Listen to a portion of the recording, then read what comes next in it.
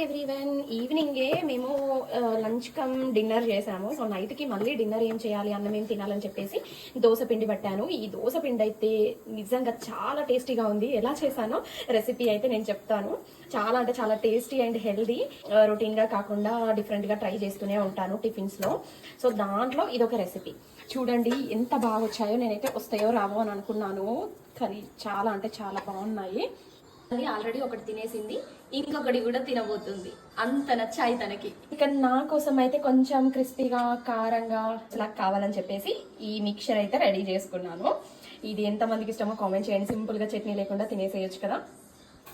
చూసారా, కొంచెం పెనం వేడెక్కింది, అందుకే ఇక్కడ హోల్ పడిపోయింది. డన్. ఇంకా పలుచగా వేయాల్సింది ఉండే. నెయ్యి అయితే అయిపోయింది, ఇప్పుడు నెయ్యి కూడా చేయాలి. చూడండి, నేను మిల్క్ జస్ట్ 15 డేసే కలెక్ట్ చేశాను. అంత మంచిగా పోస్తున్నారు, చిక్కటి పాలు.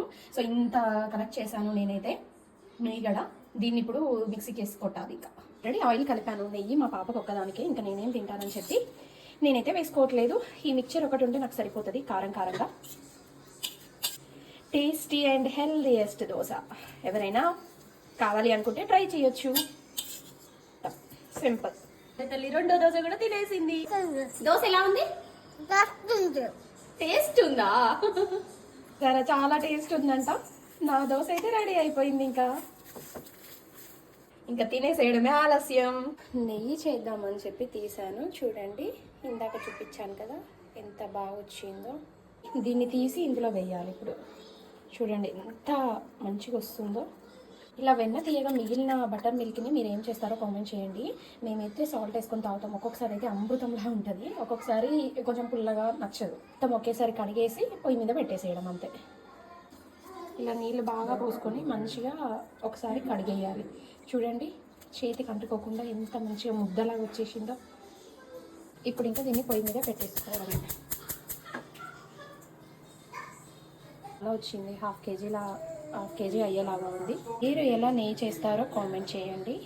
మనం ఇంట్లోనే చేసుకుంటే హెల్తీగా ఉంటుంది అండ్ అన్ని వంటలలో కూడా యూజ్ చేయొచ్చు.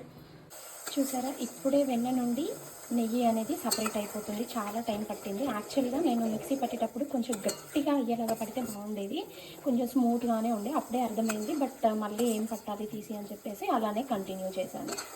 మనకి ఆ వెన్న అనేది కొంచెం గట్టిగా వస్తే ఇంత టైం తీసుకునేది తక్కువ ఉండి నెయ్యి ఎక్కువ వస్తుంది. చూడండి, స్లోగా కరిగిపోతుంది. ఇంకొక 5 to 10 minutesలో అయితే అయిపోతుంది. ఇంకా చక్కగా మనము మొత్తం అయిపోయిన తర్వాత గాజు బాటిల్లో వేసుకుంటే చాలా మంచిగా ఉంటుంది. ఎన్ని రోజులైనా పాడవదు. నేనైతే ఫ్రిడ్జ్లో ఏం పెట్టాను, బయట పెడతాను నెయ్యి.